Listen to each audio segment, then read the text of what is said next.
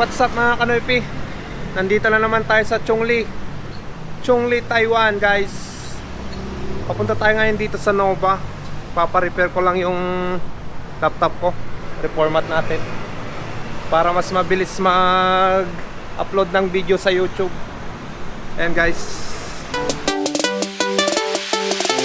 Woo! Akyat lang tayo sa second floor guys. Woo!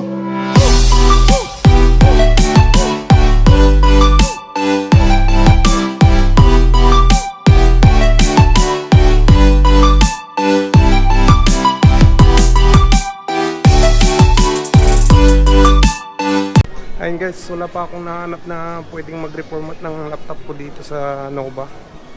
Kaya tingin-tingin muna tayo. Nandito na tayo sa third floor guys. Wala tayong mahanap na magre-reformat eh. Kaya namasyal na lang tayo. Woo!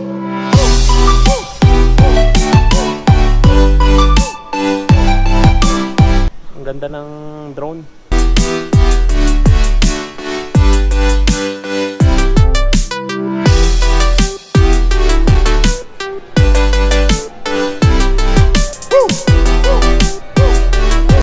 Hello guys, walang nagre-reformat dun sa loob ng Nova eh.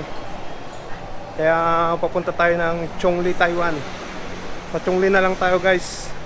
May mga Pilipino siguro doon naman na pwedeng mag-reformat ng laptop natin. Kaya kita-kits na lang mamaya guys. Hey guys, nandito na tayo sa TAOYUAN Nova. Dito na tayo nagpagawa ng computer. Kasi dun sa Nova Chongli walang nagre-repair doon. Kaya pumunta ako dito sa TAOYUAN. Sa wakas guys, may nagre-reformat dito sa Nova TAOYUAN. Kaya antay na lang tayo ng 2 oras daw bago matapos yung reformat nun. Sana maganda na yung kakalabasan ng laptop natin. Papakita ko sa inyo guys yung kagandahan dito sa Nova TAOYUAN. Ang daming PC, ang gaganda. Grabe.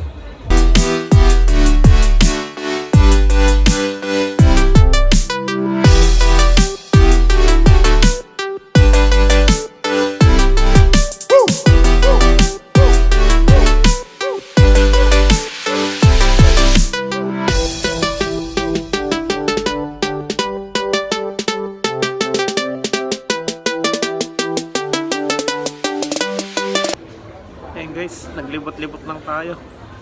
Naantay natin yung laptop. Bumili ako ng charger ng cellphone. Ito siya. Magkano lang to eh, 49.80. Salamat nga pala sa mga nag-subscribe sa channel ko guys. At sa mga hindi pa nakasubscribe sa channel ko, mag-subscribe na kayo para makasama kayo sa lahat ng lakad natin dito sa Taiwan.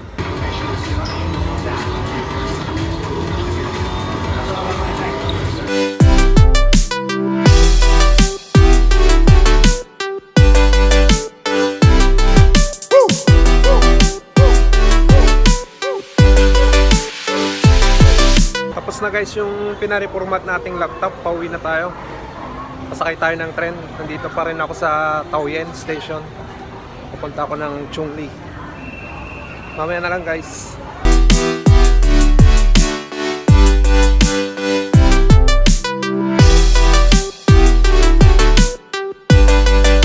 Nakasakay na tayo ng tren guys.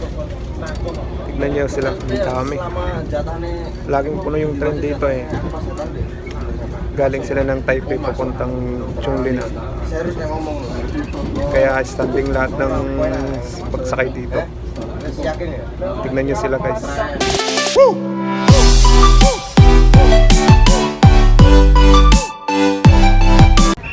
Dito na ako sa Chongli.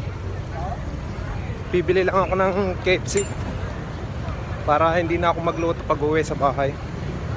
Sige mamaya na guys, bili lang ako. Tayo sa bus station guys. Nag-aantay lang ako ng bus kasi may oras yung bus dito sa Taiwan. Mga 6:30 pa yung bus namin eh.